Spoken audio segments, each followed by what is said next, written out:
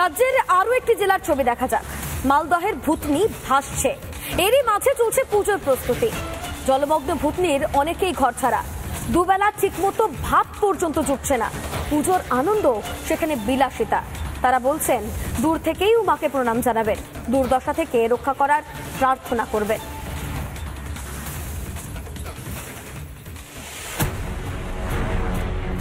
বাঁধ ভেঙেছে, ঘর ভেসে গিয়েছে, বাঁধের উপরে কোনো রকমের দিন কাটছে, এরই মাঝে পুজো আসছে।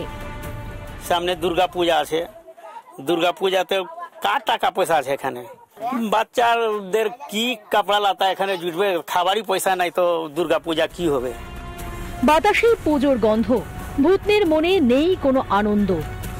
শহর থেকে গ্রাম যখন দেবী দুর্গার আরাধনায় সবাই ব্যস্ত হয়েছে, বোয়ালদার ভুতনি যেখানে রীতিমতো এখনো অসংখ্য মানুষ জলমগ্ন রয়েছেন, তাদের বাসস্থান নাই, তারা বাঁধের উপরে আস্থায় নিচে।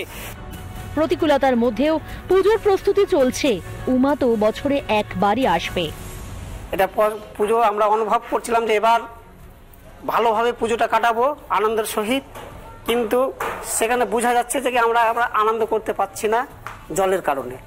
চারিধারে মণ্ডপের চারিধারে জল, এবং এইখানে এই জলের পাশেই হচ্ছে মণ্ডপ। জল কিছুটা হলেও নেমেছে, কিন্তু এখনো কিন্তু জল নামেনি। মন্দির মণ্ডপ প্রাঙ্গণের জলে থই থই করছে। যে মতো জল আছে, যদি জলটা না নামে তো পুষ্পাঞ্জলি জলে থেকেই হবে।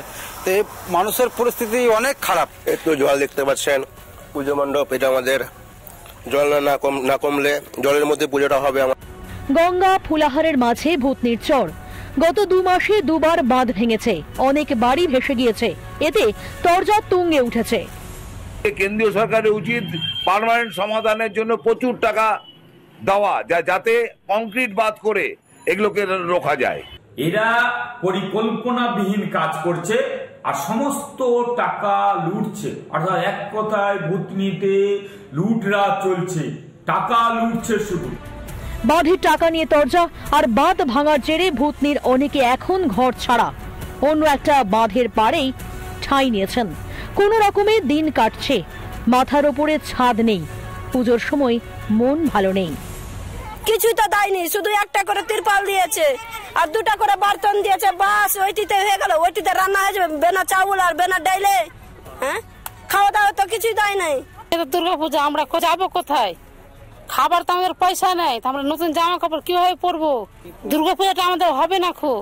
এখান থেকে আমাদের মাকে প্রণাম করতে হবে যে মা আমাদের রক্ষা করুক। মানুষের তো খাবার পয়সা নাই, নতুন জামা কাপড় তারা কিভাবে কিনবে? কষ্ট থেকে রেহাই দাও, সেটাই হয়তো তারা এইবারের এই শারদ উৎসবে দুর্গাপূজাতে এইভাবে তারা প্রার্থনা করবে।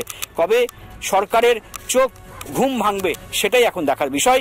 মালদা থেকে দীপঙ্কর গোস্বামী, রিপাবলিক বাংলা।